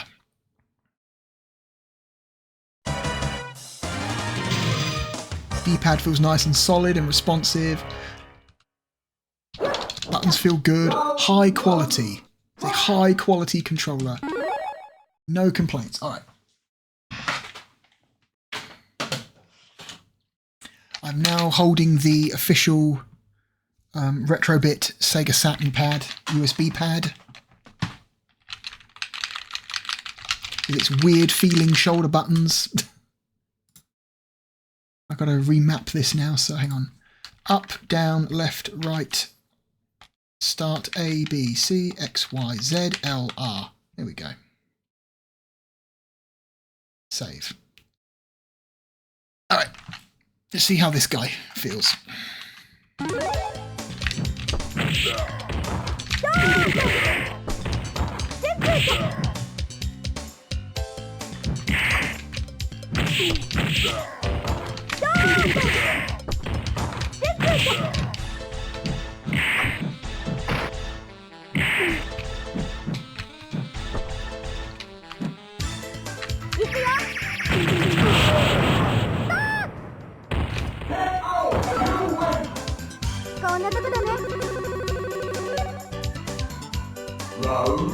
So far, no complaints.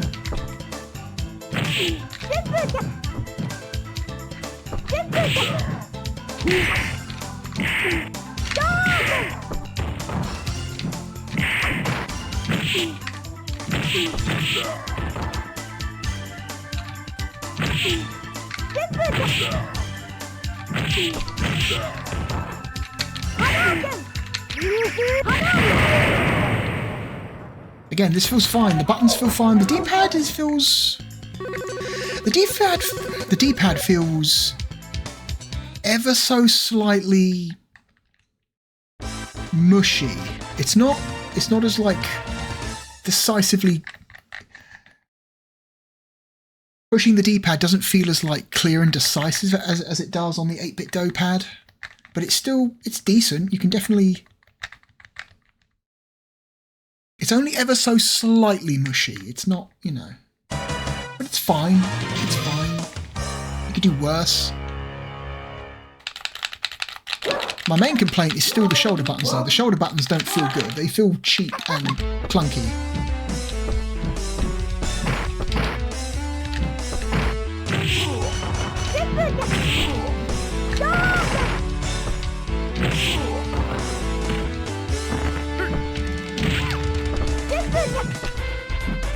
I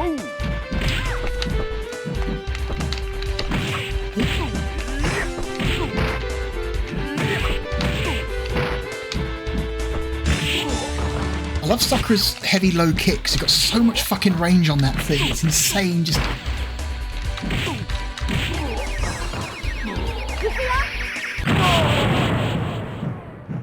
she can hit you from practically halfway across the stage with her heavy low.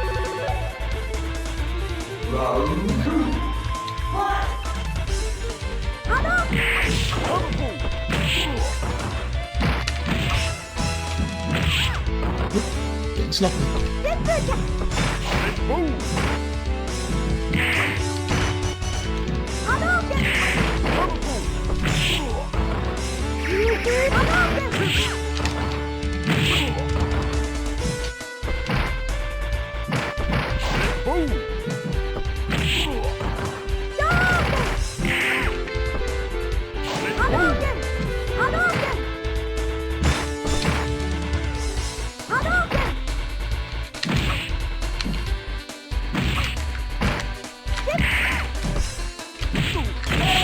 I couldn't get the fucking...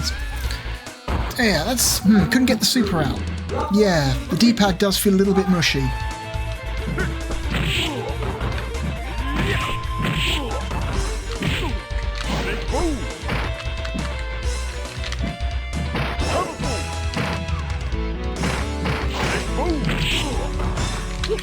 Okay.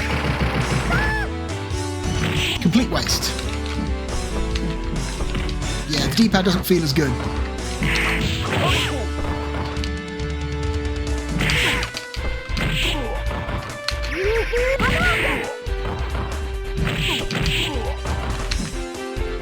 Oop, just tried again, it wouldn't come out. Okay, yeah, the D-pad doesn't feel as good. It feels mushy. I couldn't get a clear feeling of the directions as I was pushing them. It felt strange. Okay, so that is a mark against it. The D-pad doesn't feel amazing.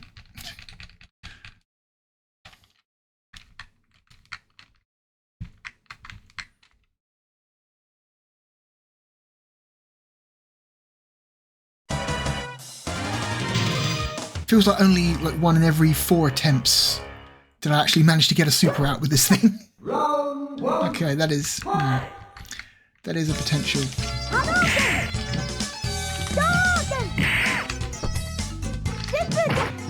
Okay, pause. Oh god. Don't fall, please. Please don't fall. Alright. So let's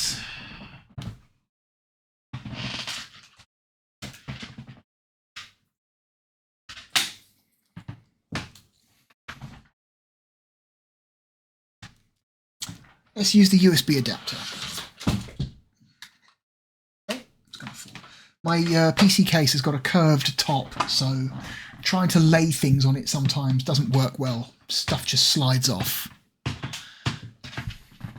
Okay, so now we are just using an actual Sega Saturn pad now. Let's again up, down, left, right. Start A, B, C, X, Y, Z, L, R.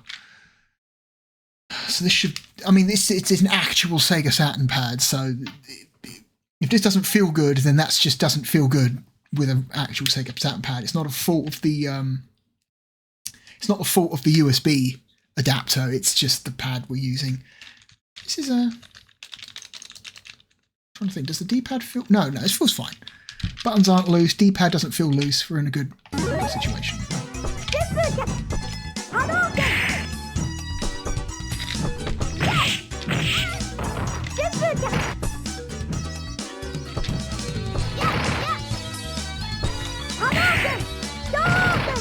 Shit.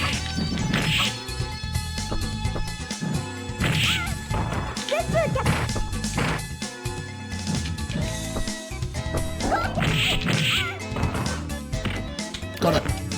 Bitch. Shit. Oh, you missed, cunt.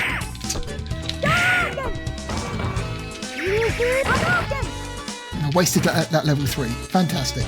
I'm doing good.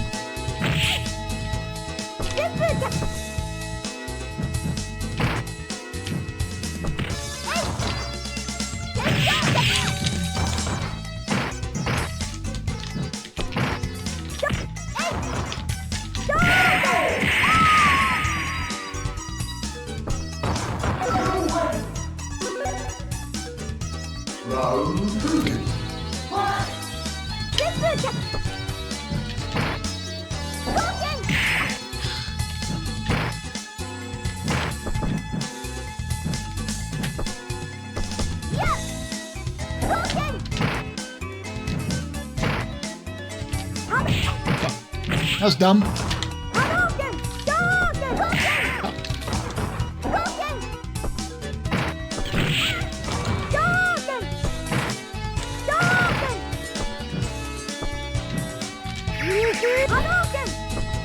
Bitch.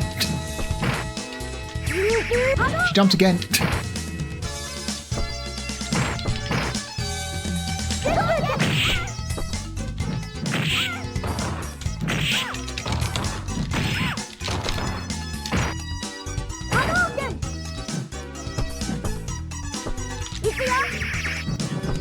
Time that badly.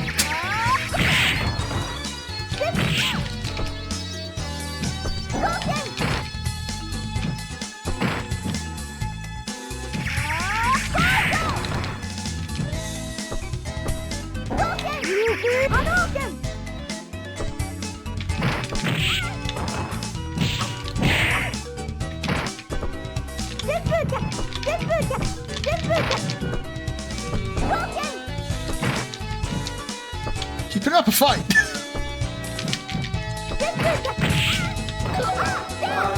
Bitch, I beat you. She played very, very defensively, and that was annoying. Well, yeah, it's fine. Guess what, guys? The actual Sega Saturn pad feels like a real Sega Saturn pad. Yeah, gee, who could have known? Anyway, however, the real test I wanted to try was playing a 3D pad game. So, let's change the ROM.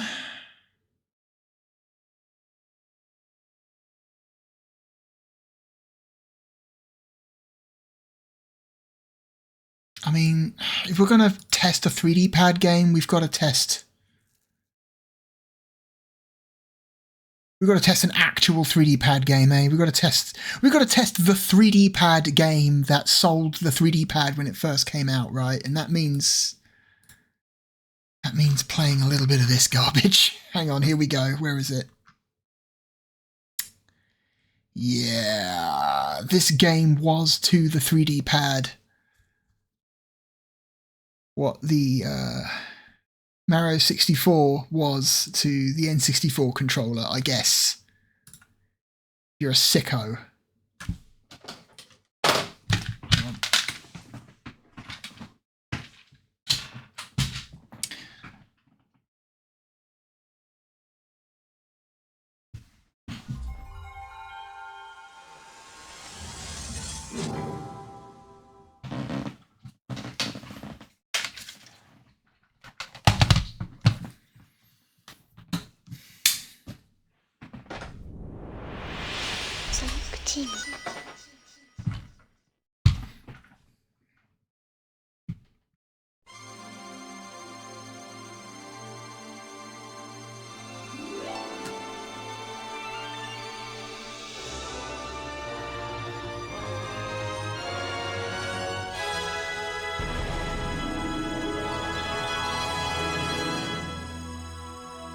Ugh.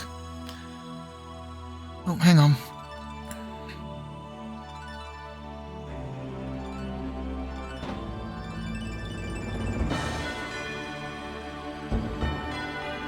I don't like Nights into Dreams. Nights into Dreams is not a... I'm sorry. I just don't think it's a very good game. So I'm going to calibrate this. Next. Next.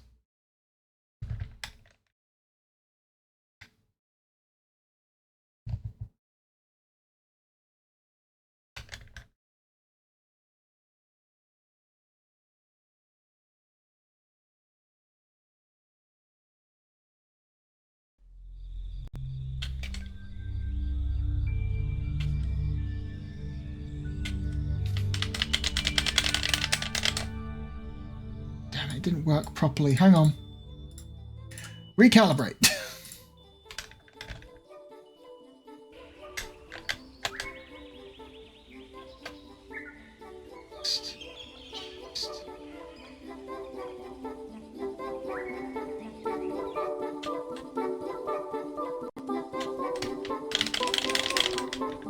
No, definitely can't use the triggers. Oh well. Hang on. I've got to go into Saturn settings. I believe there's a separate device here. I've got to actually change. Here we go. Digital gamepad, 3D control pad. Okay. Config controller. Wait. Oh, I have to reset. I have to reboot the core in order to get it to recognize. Okay.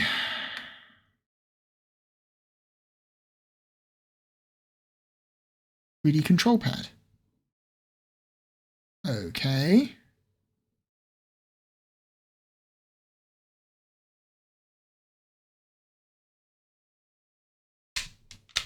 Oh, you've got to actually analog control.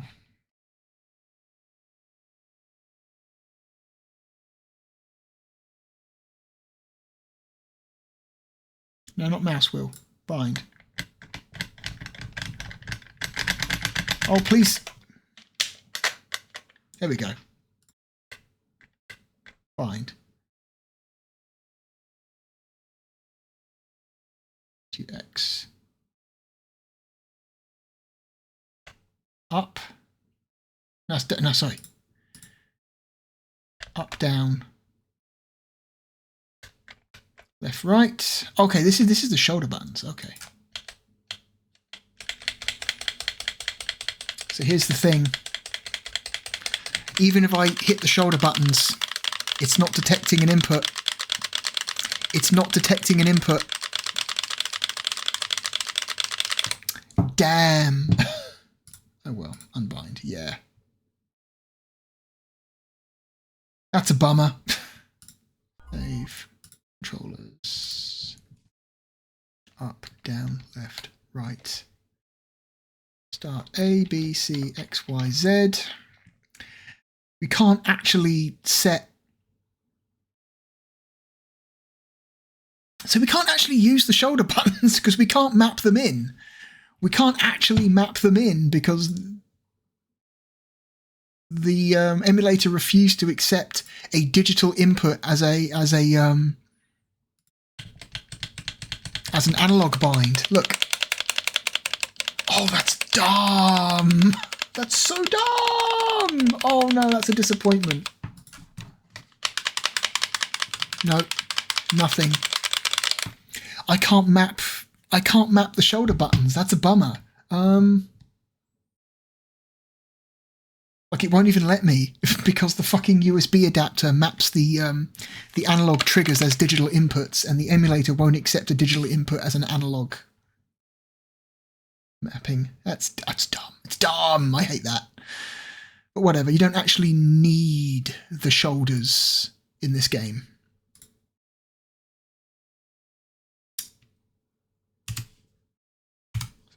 Okay.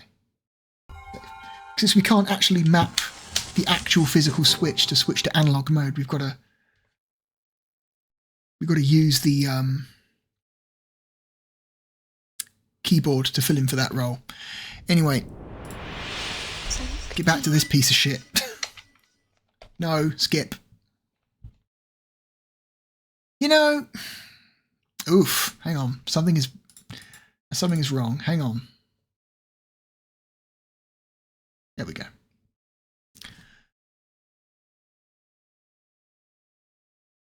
I want to like Nights into Dreams. I want to like this game.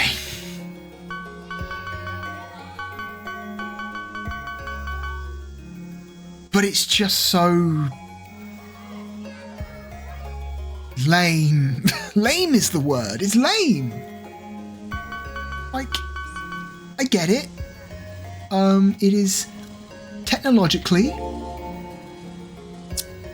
an impressive game. It's doing some things that are considered technically impressive for the Sega Saturn hardware. But fuck me, is it ugly?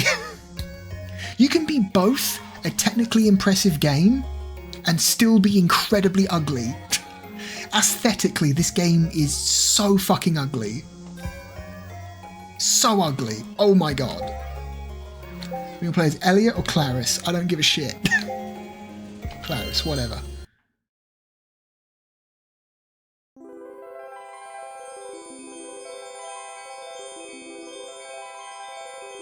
I like to think of Nights into Dreams as the disgusting red-headed stepchild of Mario 64 and Pandemonium.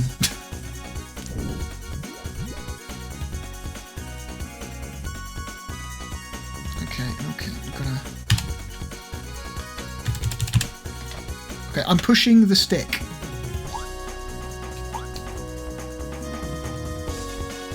Can I walk around? I can walk around this area.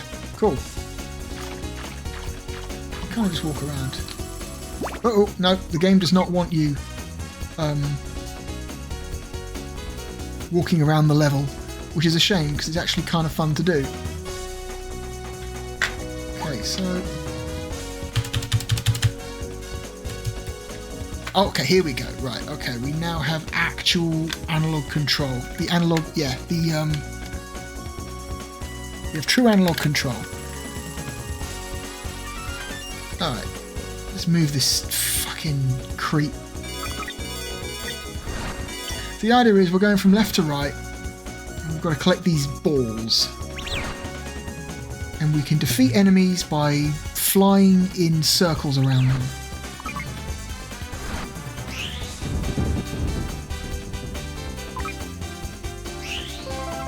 Basically, we're doing laps. This game is a time attack and a score attack at the same time. You've got to collect as many points as you can, as well as completing the level in the smallest amount of time possible.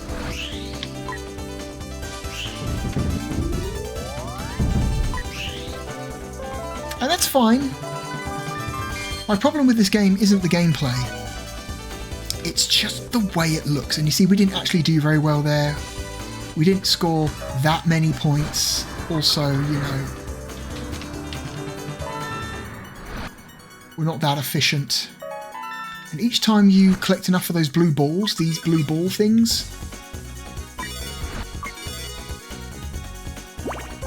and we break this thing here by collecting enough balls, we get put onto a different course. So now we're doing laps around a slightly different course.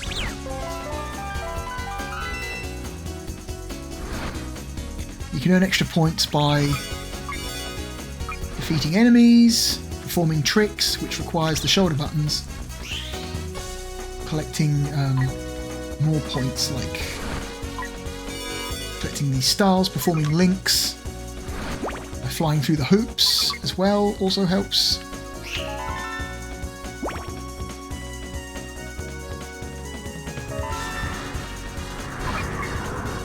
And it's all just kind of fucking janky.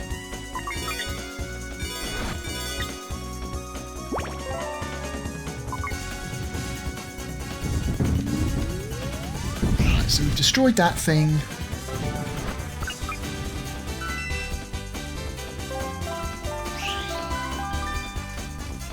I lost the combo. Damn. And it's all just kind of... I mean...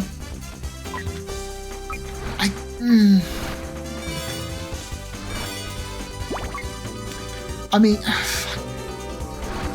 It's fine. It's fine. But it's not the game that so many fucking crazies out there try to pretend it is. It's really not. I like Sega's weird... I like Sega's weird shit, and I like the Sega Saturn. But the people out there who try to pretend that Nights into Dreams is some kind of amazing thing, I just can't. I can't join you, man. You're fucking crazy. Like, it's fine. It's fine, but it's not... You might say, if I was to hypothetically put together a list of the best Sega Saturn games, you might say that this game doesn't even make it into the top 50. For me, it's not even in the top 50. And it's not because I think this game is actively bad, it's just not especially good either. Like, it's fine. I keep saying the same things over and over again. There's someone out there, theoretically, someone out there watching this video who's like, fuck this guy, how dare he say such awful things about the greatest game ever made. I'm like, okay, buddy, alright, you fucking weirdo. I'm sorry, I cannot join you.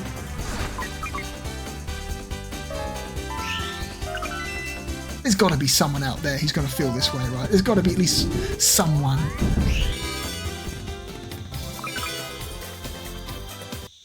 Uh-oh. We get to the end. Okay.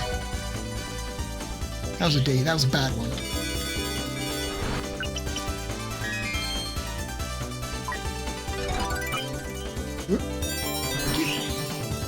There's got to be someone out there watching this video who's like, just absolutely just horrified that I don't like Nights into Dreams.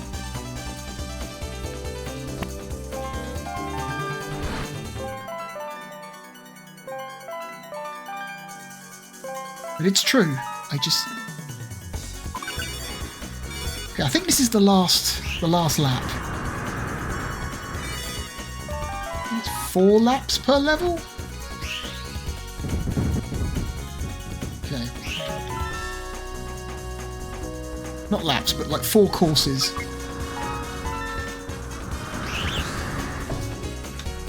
Going down.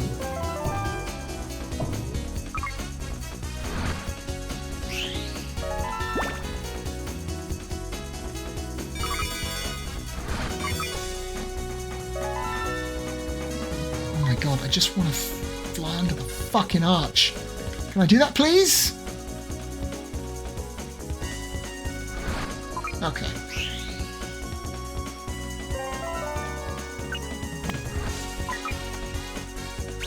Yeah, this is the kind of game where, in order to get the best scores, you have to basically learn the layouts of the levels, figure out where all the extra points are, and then proceed to do that loop as many times as you can within the time limit given to you for that level.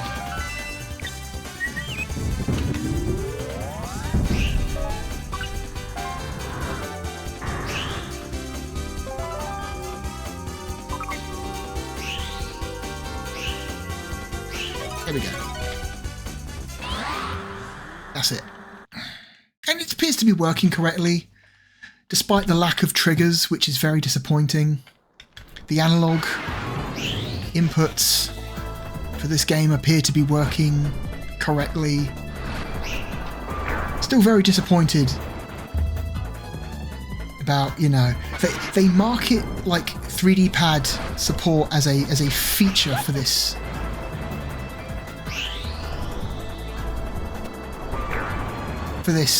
USB adapter, and it doesn't even do it correctly.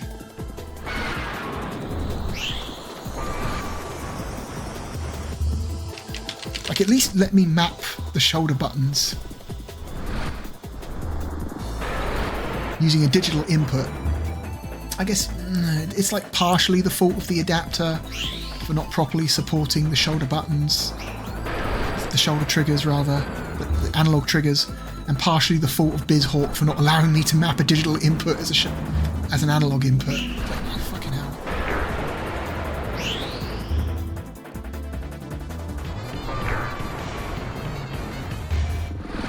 This boss fight, by the way, is like incredibly simplistic. Just fly into the dragon's chin and press the A button. You do that enough times and eventually it dies.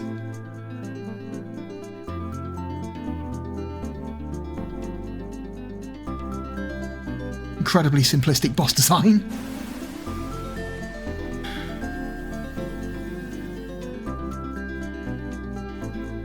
Oh, we got an average rank of D. I don't care. I don't care. I've had people in the past try and say, you know, like, there are videos I've done in the past, I believe, where I've talked about Nights into Dreams and how I just kind of just don't. I don't think this game is all that. And you get people who come out and be like, oh, you just don't understand the game. You just don't get it. It's like, no, you're right. Clearly I fucking don't, because this game is mid as fuck. Like, I respect the technical achievement, but... And gameplay-wise, it's fine. But all you people out there who are like, Nights into Dreams is the greatest Sega Saturn game ever made, and people who... it's better than Mario 64, and, you're all fucking crazy, okay? You're lunatics. This is coming from another Sega fan. You're fucking nuts. Anyway, this video's dragged on long enough.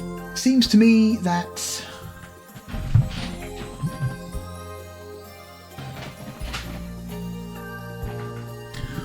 all three options are perfectly viable. My personal pick for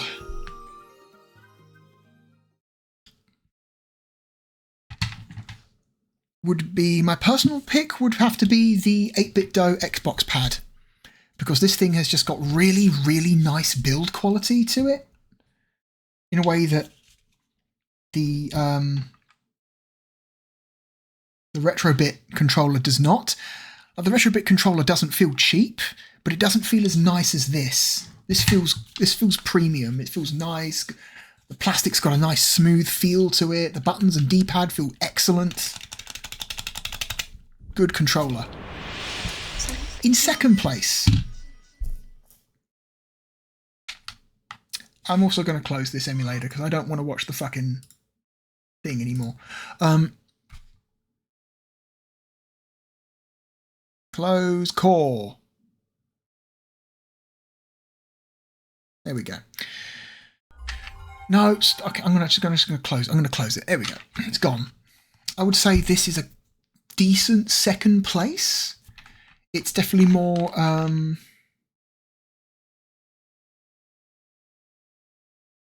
authentic, you might say, in terms of just feel of the controller in your hands. But the D-pad is a bit mushy. It does feel a bit mushy at times. And I personally just do not like the feel and noise of the shoulder buttons. They're very loud. And they feel a bit... Compared to an actual original Sega Saturn controller, the shoulder buttons feel a bit loud and flimsy. But other than that, it's fine. It's fine. It's fine. And then...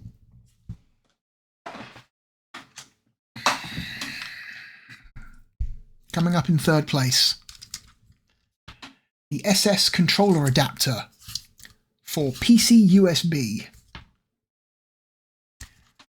was... this had the most potential, but it also disappointed me the most. It works absolutely fine for standard Sega Saturn controllers. Only partial support for 3D pads. Only partial support for the 3D pad. Supports supports the analog stick slash ball, you know, slash pad. Fine. But those analog triggers, man. Doesn't want to know. Doesn't want to know. Doesn't, no. No reason for that. No reason. And as you saw, prime example, you might want to play Nights into Dreams for some reason. On BizHawk, requires you to map actual analog inputs, analog devices for an analog input, not the workaround digital input that this thing gives them. So no. Also only really compatible with the standard controller, really. Because we've tried the arcade wheel, that didn't work. The mission stick, that didn't work. The Grip X and the Virtua stick are just different shaped standard controllers, so they work fine, I guess. Oh, I tell you what we didn't check. I tell you what we did not check. There is a peripheral that I would like to check very quickly, and it is this. It is the official Sega Saturn mouse. I'm not expecting this to do anything. I'm expecting this to not work at all. Hang on. Does it detect anything, if at all?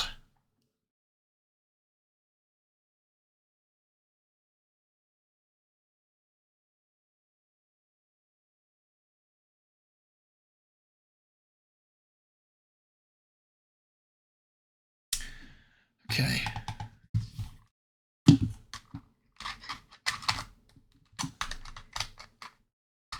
Plug and unplug it a few times to make sure we've got a good connection.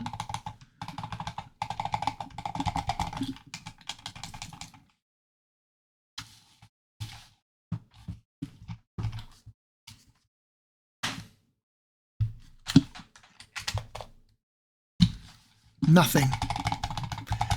No button mapping at all for the Sega Saturn mouse. This thing doesn't respond at all. Let's double check.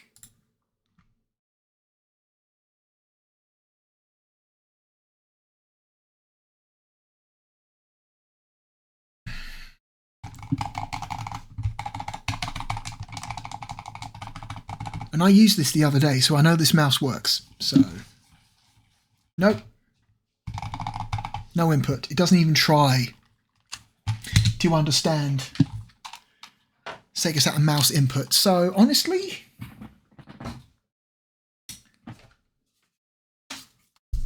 not really a lot of utility for this thing. It's like, if you want to use a standard gamepad or Virtua stick, that's fine, but there are so many other options for that already, and the only, like, if this thing somehow supported all the weird other peripherals, like the arcade racer, the mission stick, the mouse, you know, all the weird shit, if you could get all that stuff working by using one of these, this thing would win. Because the functionality would be like, holy shit, this thing can do, like you could play so many games with alternative controllers on emulators because of that. But no, it just doesn't. It doesn't even, like, it advertises compatibility with the 3D pad, but even that's fucking, like, partial, really. It doesn't even do that correctly. So, yeah. The USB adapter is a disappointment. Not actively terrible if you only use standard pads with it, but missed potential, man. Such potential missed out on. I am disappointed. Yeah, man. Yeah. 8-bit dough. Excellent, wonderful, very high quality build quality, Official Sega Saturn pad. It's fine. It's fine. It's fine. And then the USB adapter, which is fine if you're using standard controller, but man, fucking, what a missed opportunity. Holy shit, what a just wasted potential. God damn. Anyway, that's enough from me. This video's gone on long enough. Where are we at? We're over 2 hours. Yeah, I think this video's done. I think we're done here. Anyway, I will hopefully see you relatively soon with more Sega Saturn content. And as always, I'm the Real Blue Dragon. Thank you for watching. Goodbye.